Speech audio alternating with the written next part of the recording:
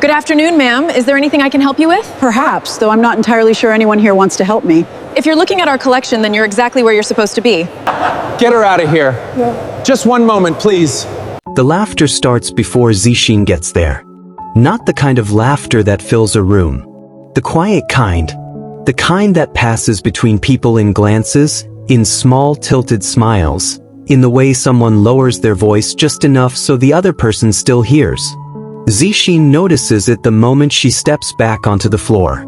The old woman is standing near the center aisle. Alone. A beige coat, slightly too large for her frame, hangs from her shoulders. One cuff is frayed. Her shoes have seen better years. She's holding her handbag with both hands, fingers wrapped tight around the strap, not like someone afraid of having it stolen, but like someone trying to hold onto something steady. Every eye in the room is on her. Not with concern. Zixin knows that look. She's worn it before on the other side of these display cases, before she got the job. Before she learned how to dress for rooms like this one. The gallery manager is already moving. Her smile arrives before she does. I'm afraid you're disturbing our clients. The room goes quiet in that particular way. Not silence, exactly, but the held breath before something happens. The old woman doesn't flinch. She blinks once, slowly, the way people do when they've heard a version of this sentence many times before and decided a long time ago it wasn't worth answering. Nobody steps forward. Nobody says a word. Zixin feels something tighten in her chest. Not rage. Not indignation. Just recognition. The kind that moves through you before you make a decision you already know you're going to make. She starts walking. Her heels are too loud on the marble. She's aware of that. She's aware of everything, the manager's eyes tracking her, the shift in the room, the customer near the emerald display who pauses mid-sentence to watch. She doesn't stop. She stops beside the old woman and places a hand lightly on her shoulder. The fabric beneath her palm is thin. Would you like to sit down? The old woman turns. Her eyes are clear and unhurried. Older than the city around them. She studies Zixin for a moment with an expression that doesn't quite belong to gratitude. It's more like recognition. Like she's placing a face she's seen somewhere before. Then she smiles. Just barely. Thank you, dear. Zixin guides her toward a chair near the window. Behind them, she can feel the manager's attention like a hand on her shoulder. Not gentle. Zixin. Her name, said that way, is a warning. She doesn't turn around. You need to return to your station. A customer nearby lets out a small laugh. Someone else shakes his head. Zixin looks directly at the man who laughed. He stops. People rarely expect to be looked at when they do that. The manager steps closer. Her voice drops. You are creating a scene. The old woman says nothing.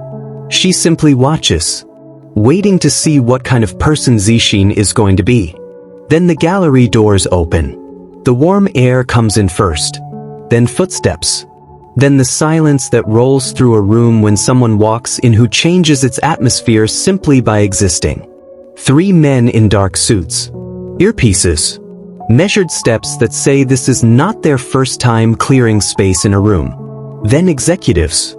Then investors. Then him. Zixin knows his face the way you know a name you've seen on skylines. Ayaan al-Mansouri. Chairman. The kind of man whose phone calls move money across continents while he's eating breakfast.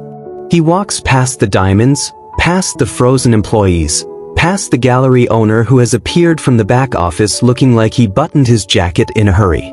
Ayaan doesn't stop for any of them. His gaze moves once across the room. Then it stops. Not on the manager. Not on the executives behind him. On Zixin. Standing beside an old woman in a worn coat near a window full of light. Nobody breathes. Then the old woman rises from her chair, and Ayaan al-Mansouri lowers his head to her. A small, quiet gesture, the kind reserved for people who have earned deference in rooms where it isn't given lightly. The manager's hand flies to her chest. The room rearranges itself around the old woman without anyone deciding to do it. Ayaan's voice, when it comes, is calm. The kind of calm that doesn't need volume. Have you been waiting long? The old woman smooths a crease from her sleeve. Long enough. Something moves across his face. Not irritation. Not surprise. The specific expression of someone who is responsible for a thing that should not have happened. The gallery owner has found his way to Ayan's elbow. Both hands extended, slightly breathless, the expensive suit doing less work than he hoped. Mr. Al-Mansuri, if we had known you were visiting. Ayan turns his head slightly. That's all. The gallery owner stops talking. The old woman, as if none of this concerns her, turns her attention to a display case nearby. A necklace catches the light. Diamonds scatter reflections across the polished floor. She looks at it for a moment. Then she looks at Zixin. Not at the manager. Not at the senior staff. At Zixin. Would you show me that one? Zixin reaches for the display key at her waist. The manager steps forward, quick, practiced, already arranging her smile. The old woman doesn't look at her. The message passes through the room without words. The manager goes still. Zixin opens the case. The necklace goes onto a velvet tray, and then another, and then another. Each time the old woman makes a request, it comes to Zixin. Not the manager. Not the senior associates who've been here for years and wear their tenure like a second uniform. Only Zixin. You know your inventory, the old woman says at one point. Not a compliment, exactly. More like an observation. An acknowledgement. Zixin nods. It arrived last month. The manager hears it. The muscle near her jaw tightens. 4 months, everything Zixin has done well has dissolved into someone else's account.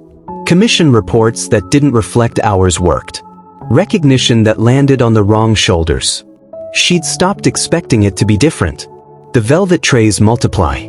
Necklaces, bracelets, earrings. Stones that came from 3 different continents. The old woman leans back and looks at all of it. Then she folds her hands. I'll take these. The gallery owner exhales audibly. The manager straightens. Several associates exchange glances that contain entire conversations. Zixin runs the figures in her head. The total is significant. More than she's moved in the last 6 months combined. The manager recovers first. She always does. The smile comes back fast and hungry. I'll prepare the paperwork personally. The old woman looks at her. Just looks. The smile falters like a flame in wind. Then the old woman turns back to Zixin. No. One word. It hangs in the air long enough for everyone to understand it. The manager's face loses color. Then the old woman reaches into her handbag. The room watches. She searches one pocket. Then another. Her hand slows. She checks again. The handbag closes. Silence. My card isn't here. Nobody moves. Nobody speaks. And Zixin feels it happen. The slow turn of a tide. The room beginning to remember what the old woman looks like. Not who she is. What she looks like. The coat. The shoes. The manager takes one careful step forward. Then another. The smile returns. Sharper this time. A different kind. I understand, she says softly. Too softly. Zixin moves before she's decided to. She steps in front of the trays. The manager's eyes snap to her. Zixin. The word is a blade. The old woman watches. Waiting. The choice is there, clean and simple and public. Step back. Fix everything. One small movement. Zixin doesn't move. She thinks of her lease. Her savings account. The performance review coming up. None of it disappears. She just doesn't move anyway. The manager exhales through her nose. Security. One of the guards near the entrance shifts position. Then the old woman reaches into a hidden compartment of her handbag. Slowly. Leather creaking. Her fingers find something small. She withdraws it. Matte black. No logo. No markings. Not much larger than a business card. The manager blinks. Confusion replaces confidence. The old woman holds it between 2 fingers and extends it, not toward Ayan, not toward the gallery owner, toward Zixin. Zixin takes it. The surface is cool and heavier than it should be. She looks down. One edge catches the light. Tiny lettering. Not printed. Engraved. Her eyes find the name beneath it. She's seen it before. Not in magazines. Not on storefronts. On buildings. On ports. On private terminals across Dubai and Abu Dhabi and cities she's only read about. A name that doesn't need a logo because the logo is the name. The blood leaves her face slowly. The manager mistakes it for panic. Confidence rushes back. There we are. Let's avoid making this more uncomfortable. The old woman turns to look at her. Directly. For the first time. The manager's voice dies in her throat. Then Ayan takes a single step forward. Every executive behind him moves at the same instant. Not because anyone signals them. Because they know what that movement means. And Zixin understands. The card in her hand isn't a payment method. It's a name powerful enough to rewrite every relationship in this room. The documents are prepared.